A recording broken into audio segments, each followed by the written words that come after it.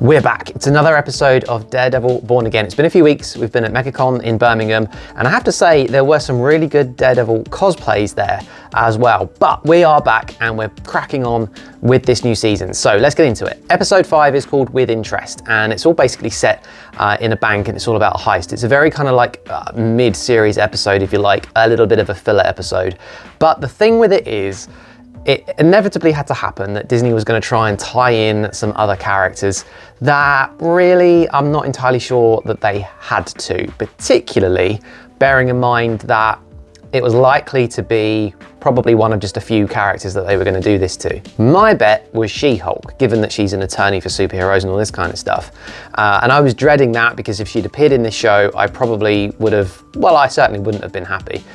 What I wasn't expecting, and what actually has happened, is that we've had an Easter egg of a character appearing from Ms. Marvel. But it isn't Kamala Khan, it is in fact her father, who works at the bank where this episode is set, where there's this big bank heist. In short, the firm that Matt Murdock runs, is a partner of, needs a bit of investment so they can expand. He goes to the bank to try and get a loan, and it just so happens that it's Mr. Khan who ends up serving him in the bank to discuss getting a loan. And of course, while he's there is a bank heist. So a very filler episode, not really connected to anything else, seems completely kind of separate and disjointed. It doesn't carry on the story from previous episodes in any way, shape or form.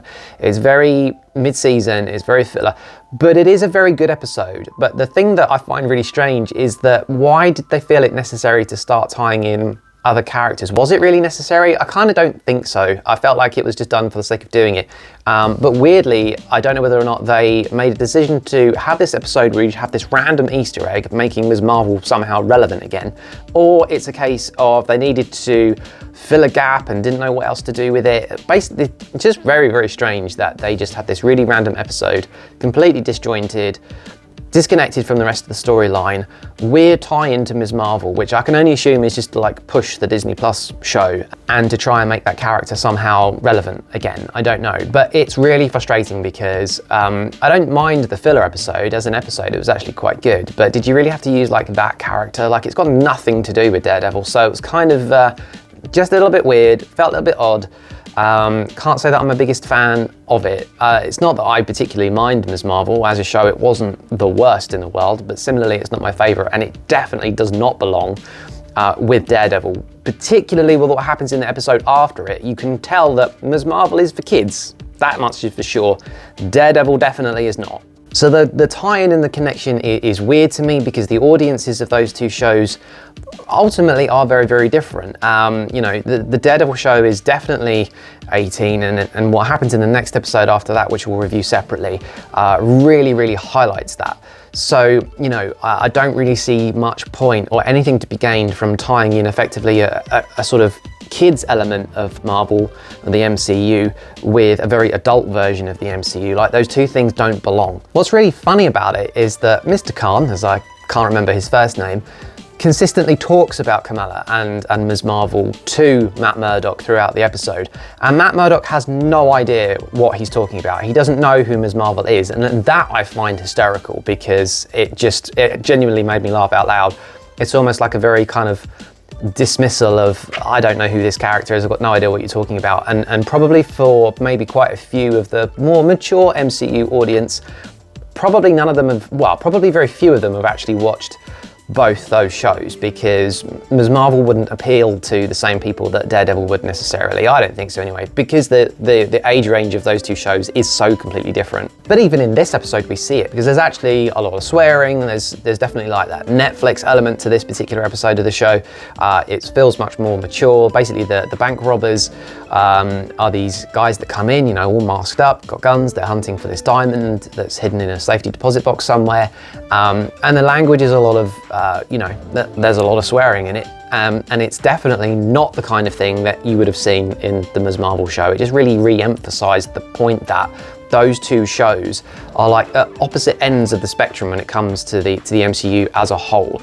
It is becoming an incredibly diverse thing, and that's fine. I mean, that's what happens in the comic books, so I've got no real problem with that. But when you try and mash up two characters from two different shows, from two opposite ends of the spectrum in terms of what the audience are, that's where it rubs off the wrong way, because it just doesn't really fit, it doesn't really work. And the fact that Matt Murdock has never heard of Ms. Marvel I just thought that was brilliant humor. I mean, that was almost as sort of saying, to me, it felt like Disney was making them do this and they were kind of just rubbing it in that it really doesn't work. So I almost felt like you had the creators of the show kind of on your audience's side for this. That's how it came across to me, and it genuinely made me laugh. In any event though, as you can imagine, he doesn't go full Daredevil, but Matt Murdock obviously saves the day, manages to make sure that all the hostages get released, and that all of the bank robbers get caught, or captured, arrested, or beaten up in some cases, and that the diamond that they stole gets recovered as well. And you know, Mr. Khan is very funny throughout the episode and certainly brings in that humor element, which plays off of Matt Murdock quite well at times. But at the same time, yeah, you just got this weird rift between these genres that doesn't quite fit. But the episode overall is actually quite good as a separate solo kind of thing. You know, as a bank heist episode, I felt like it was actually really worth watching. It was quite good, particularly bearing in mind that it was undeniably filler. It was still worth watching, and I was genuinely quite happy with it. So I thought that it was all right for a filler episode. When you compare it to things like the Obi-Wan Kenobi show, when they had those filler episodes in the middle that sort of just dragged on for quite like 2 or 3 different episodes, that was painful. Whereas with this, it just seems to be this one middle of the season episode, standalone kind of thing, very separate story, but it's fine. I mean, it still kind of works.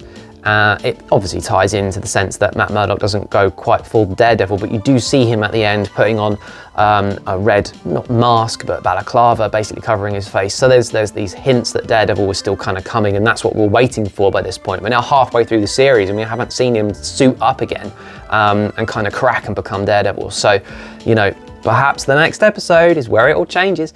So do stay tuned, because I'm going to review that separately, and that is one hell of an episode. So in answer to the question, was it really necessary to bring in these Ms. Marvel references? Well, no, not really. I feel like it's a complete kind of waste of time.